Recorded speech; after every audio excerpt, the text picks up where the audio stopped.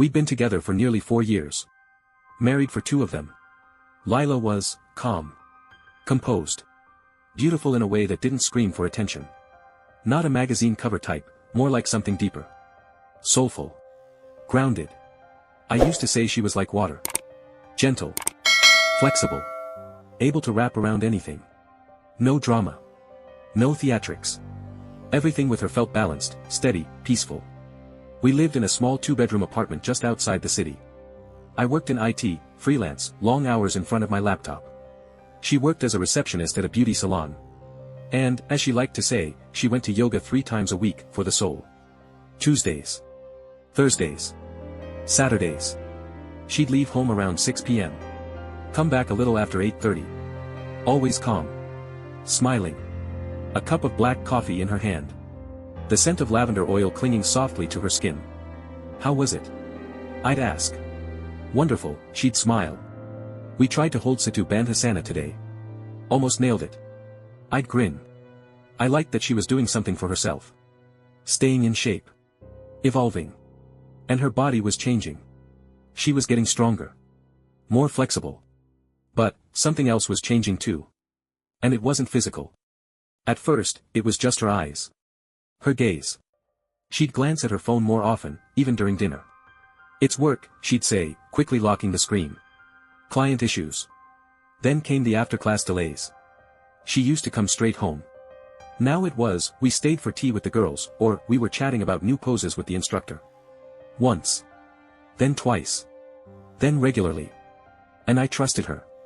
Because love is about trust, right? We stopped having sex as often. At first, she was tired. Then it was, my back hurts from practice. Then it was just, nothing. She'd go to bed early. No explanation.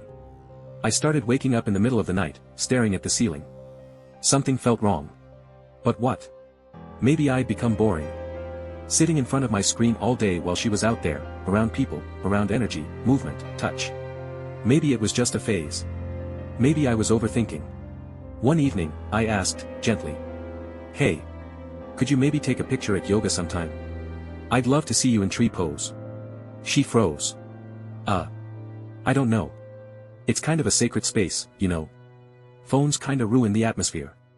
Oh, sure, I said quickly. I just thought it'd be cute. I get it, she said. But yeah, probably not. A sacred space. No phones. No evidence. After that, the anxiety became a constant.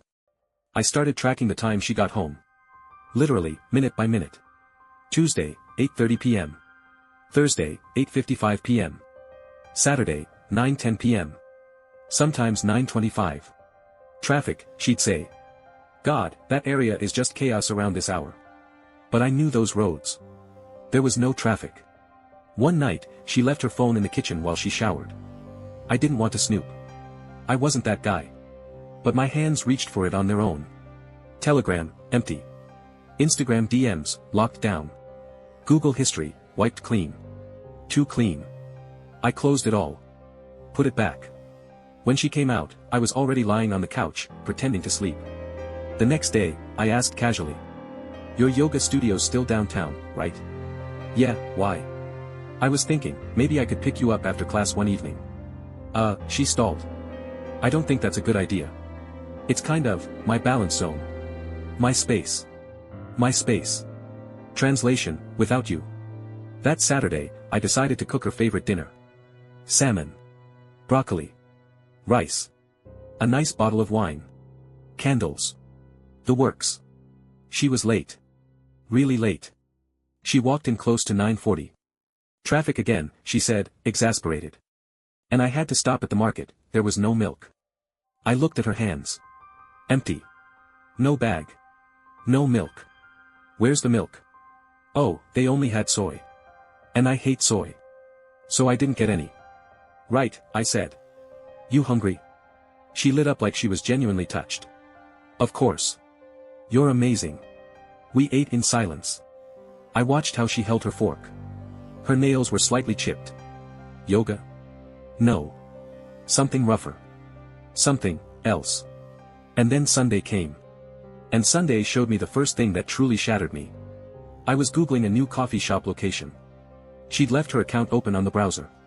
In the search history, motels near downtown, discreet check-in. I froze. It was from 2 days ago. The day of yoga. I didn't say anything. I just turned off the screen. Sat on the bed. And for the first time in my life, I felt like I had lost control. It wasn't proof. Not yet. But it wasn't yoga anymore. It was poison. After that search, motels near downtown, discreet check-in, I wasn't the same anymore. I couldn't think straight. Couldn't breathe right. Couldn't move like I used to. Every smile from her now felt like a lie. Every "I love you" sounded like mockery. But I didn't explode. I didn't scream. I didn't smash a plate against the wall or tear the pillows apart. I just started planning. On Monday, I texted my boss. I need some time to reset. Burnt out. He understood. Gave me the week off. Lila didn't know. On Tuesday at 5:30 p.m., I kissed her on the cheek as she headed out for her usual yoga class. "Don't be late," I said with a smile. "If traffic isn't crazy," she winked. I followed her. In an old beat-up Nissan Altima my dad had left me. She didn't even know I still used it. I left my Tesla parked at home with the GPS running, just in case she checked. She didn't go anywhere near the yoga studio. She didn't even head in that direction. Instead, she drove 2 blocks over and pulled into the parking lot of the Red Maple Inn. A 3-star motel with cheap rates and too much charm to ever be associated with actual yoga. I parked on a nearby street. Got out. Hid behind trees, behind parked vans. My heart was in my throat. At exactly 6:07 p.m., she stepped out of her car. Yoga mat over her shoulder. Tight leggings. Sports top. Hair in a bun. But it wasn't workout gear. It was camouflage. And then, he appeared. Young. Fit. Gym body. Beard. T-shirt tight across his chest like he just walked out of a fitness influencer's Instagram ad. He walked straight up to her. Hugged her. Kissed her. On the lips. Not a cheek. Not a friendly hello. A kiss. She wrapped her arms around his waist. And together, they went inside. Sweat poured down my back, not from the heat, but because something inside me tore. I clenched my fists so hard my nails dug into my palms. But I didn't lose it. Not yet. This wasn't the end. This was only the proof. The first piece of it. I got back into my car. Didn't turn on the engine. Just sat there. Watching their moment play on repeat in my head. The kiss. The hug. The look in her eyes. Voices screamed inside my skull. You gave her too much freedom. This isn't a mistake. It's a pattern. She's been doing this to you for a while. She's not yours anymore. I started breathing deeper, not to calm myself, but just to survive the moment. Then I pulled out my old burner phone. One that was never tied to any of my accounts. No GPS, no history. I snapped photos. The motel sign. Her car. The room number. And later, when they came out, them, again. That was around 8:42 p.m. 2.5 hours of yoga. I saved everything into a folder. Named it, training. She walked into the house like nothing happened. It was amazing, she beamed. Meditation and stretching today. I feel like I'm floating. I can tell, I said. What? Your eyes, they're glowing. She laughed. Breathing exercises. No. That glow wasn't from breathing. It was from another man's touch. But sure. Smile, you lying bitch. Smile. I smiled back. I'm glad you're happy. She came over and hugged me. Pressed her body to mine. And in that moment, I thought about how easy it would be to snap her ribs with a single sharp motion. But no. Too easy. On Wednesday, I bought a hidden spy cam. Night vision. Black and white. Small enough to fit behind the books on the living room shelf. Just in case. On Thursday, yoga, again. Same story. Same motel. Same guy. Same kiss. Same time frame. This time, I recorded everything. From my car's side mirror. Angled perfectly to catch their entrance and exit. Technically difficult. But I got it. And this time, there was no more hurt. Only disgust. Saturday. I didn't follow her. I stayed home. Organized the files. Created folders. Dates. Times. GPS tags. Photos. Videos. Screenshots of search history. I called it my yoga dossier. On Sunday, she suddenly wanted to be sweet. Let's not go anywhere today. Just you and me, she said with a playful smile. Sure, I replied. Just one thing before that. What? Let's restore our balance. She laughed. Didn't understand. But I already saw everything. Already knew. There was nothing left to explain. Only one thing left. The plan. By the end of the second week of surveillance, I didn't doubt anything anymore. She wasn't just cheating. She was doing it methodically. Effortlessly. With style. And me? I was playing the part of the oblivious husband. She made coffee for me in the mornings. Kissed the back of my neck while I worked. I thanked her. Smiled back. How's my favorite guy, she'd ask. Doing great, I'd reply. And in my head, I was thinking. You have no idea what I'm going to do to you. The cameras I'd planted in the apartment were recording everything. The voice recorder in the car picked up her hands-free calls when she forgot to disconnect. At night, I'd listen to her voice whispering things like, "No, he doesn't suspect a thing. Actually, he's been extra sweet lately. I'm not stupid. Everything's clean. You're my escape. My real life." That's what she'd say. While sleeping inches away from me. And I recorded it all. Eventually, I found out who he was. Name, Ryan Carter. A fitness coach. His gym was literally 1 block from the motel. Used to be a pro athlete. Now a TikTok guru of masculine energy and spiritual power. I created a fake Instagram profile. Some cute girl. Followed him. Liked a few of his posts. Dropped comments. He bit. Started DMing almost immediately. Told me about how important trust is. How we waste our time on the wrong people. How authenticity is everything. Meanwhile, he was fucking my wife behind a red maple inn sign. I got his number through a friend who knows how to dig. Ran his GPS logs. Tuesdays. Thursdays. Saturdays. Same coordinates. Same time. Then I pulled his purchase history from an online store. Receipts. Motel room reservation. Bottle of wine. Spa gift card for L. L equals Lila. Obviously. I printed every single file. Added it to my growing folder. The case was airtight. But it wasn't enough. I didn't want revenge. I wanted obliteration. One morning, she brought me breakfast in bed. You've been so calm lately, she smiled. I really appreciate it. I looked her straight in the eyes. You deserve peace. She kissed me. I let her. And in my head, I thought. Just a little longer. I want you to think you won. That you're smarter. Slicker. Stronger. That same day, I started working on the presentation. It began with our happy moments. Wedding pictures. Vacations. Holidays. Then came the shift. Photos of her car parked at the motel. Footage of her walking out with Ryan. Screenshots of GPS logs. Search history. Text messages. And finally, her voice. If he ever found out, I'd disappear. Yes, Lila. You will. I planned a little dinner party for Sunday. Told our friends and family. Just want to say thank you to everyone who stood by us.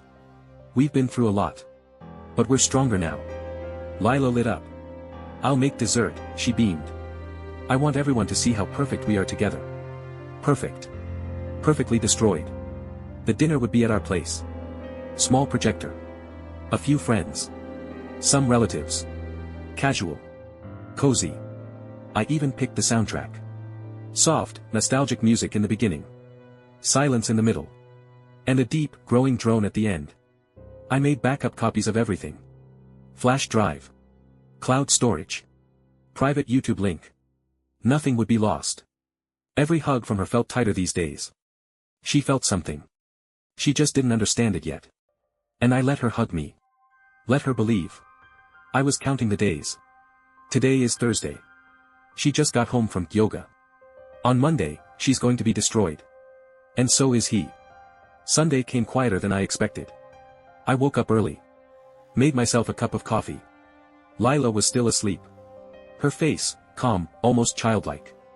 I stood there, watching her. Not with tenderness. With curiosity. Like I was observing a creature pretending to be human, but in that moment, just barely, it had let its true face show. She woke up around 10:30. "Oh, you're already up," she mumbled. "Yeah," I said. "Didn't want to wake you. You seem different today." "Do I?" "Your eyes. They're deeper. Deeper, because they're full of ashes." She got to work in the kitchen. Prepping salads. Chilling wine. Arranging appetizers. She picked out her favorite dress, a royal blue one she hadn't worn in ages. Curled her hair. Put in real effort. "Maybe this is too much," I joked. "It's just a dinner with friends. I want to look nice." "For you," she smiled. "Oh, you look." I paused. "Perfect. Perfect for the grand finale, darling." By 6 p.m., the first guests started arriving. Friends of hers. Then mine. A couple of co-workers. Her sister and her sister's boyfriend. Smiles. Hugs. Wine glasses clinking. Dinner moved along effortlessly. She laughed. Held my hand. Leaned her head on my shoulder. And I let her. Because every affectionate gesture she made only emphasized how far she was about to fall. When dessert hit the table, I stood up. "Thank you all for coming," I said. "I'm really happy we could do this tonight." Then I added. "And I've got a little something for you all. A surprise. A gift, really, for everyone, and especially for Lila." She blinked. "A presentation?" "Yeah. 5 minutes, tops. I promise." I dimmed the lights and switched on the projector. The white wall lit up. First slide, our wedding photo. Soft, romantic music played. Someone in the room let out an "ah." Next, us at the beach. Then, hiking in the mountains. And then, a photo of her car parked at the Red Maple Inn. Silence. The next frame, her stepping out of the motel. Ryan right behind her. They kiss. Gasps. Frozen faces. She sat straighter, her smile gone. "What is this?" The next slide. A mapped route from her yoga studio to the motel. Time stamps. GPS data. Then. A screenshot of her text. "You're my escape. My real life." He doesn't suspect a thing. If anything, he's become even sweeter. Then, audio. Her voice played across the room. "Yoga's just the cover. But it's all good. I've got it under control." I turned off the video. The room was dead silent. You could have heard a moth land. I looked at her. She was pale. Mouth slightly open. No words. Tears were there. Almost. But not yet. Her sister whispered. "Why?" Lila finally found her voice. "Barely. This is crazy. It's fake. It's edited. It's not what you think." I stepped forward. "It's exactly what we think. It's what you built. While I thought you were finding inner peace, you were." I paused. "Writing him in room 24. I know your schedule. His too." I turned to the room. "I'm not asking for your sympathy. I'm not asking for support. I just wanted you all to see what's behind this dress, this makeup, these words, 'I love you.'" Lila tried to stand. This isn't what it looks like." I raised a hand. "Sit." She obeyed. "You know," I said, "I didn't plan this evening for revenge. I planned it to set you free. To let you go. We can talk. Just the two of us. Please." "We already talked," I said. "Everything you had to say, you said to Ryan. And now, listen to the silence." And then I walked out. Left her there. Surrounded by whispers. By stares. By the wreckage she created. I didn't leave because I was weak. I left because strong people don't destroy. They walk away. And leave the broken to sit in the ruins they made. It's been a few months now. I've stopped counting. They drift by like smoke, one after another. No names. No weight. Just, gone. I live in a different part of town now. Top floor of a small building. It's always quiet here. The neighbors don't really know me. And that's just fine. No one asks questions. And I don't give answers. Every morning, I wake up at 6. Make coffee. Step out onto the balcony. Sit in my chair. And say nothing. No music. No notifications. Just breath. The silence, it's the purest thing I've ever owned. There's no her in it. No betrayal. No lies. No perfume soaked in someone else's fingerprints. Just me. And my peace. I haven't checked her socials. Haven't Googled her name. Haven't asked mutual friends. Because I don't care. The last I heard of her came by accident. Someone I barely knew said. She kind of vanished. Everyone walked away. Even her sister won't speak to her. I nodded. Didn't comment. Because to me, she didn't vanish. She just ceased to exist. I'm not looking for a new relationship. Not because I'm afraid of betrayal. But because I've grown to value silence more than words. Love? Maybe. Someday. If it comes quietly. No drama. No masks. But I'm not searching. I'm done searching. I don't carry anger. Anger is heavy. And I am light. Not weak. Light. There's no revenge in my heart. Only emptiness. But the good kind. The kind that feels like a blank page. No stains. No ashes. Just clean. And that's the greatest luxury I've ever allowed myself. To be free. From her. Sometimes, I hear her name in my mind. But it brings no image. No pain. Just a sound. Like the echo of a scar that healed a long time ago. I walked through hell. But I didn't become a demon. I became no one. And because of that, I became completely mine. People ask me. How do you live with it? I don't answer. Because I don't live with it. I live after it. And that is an entirely different life.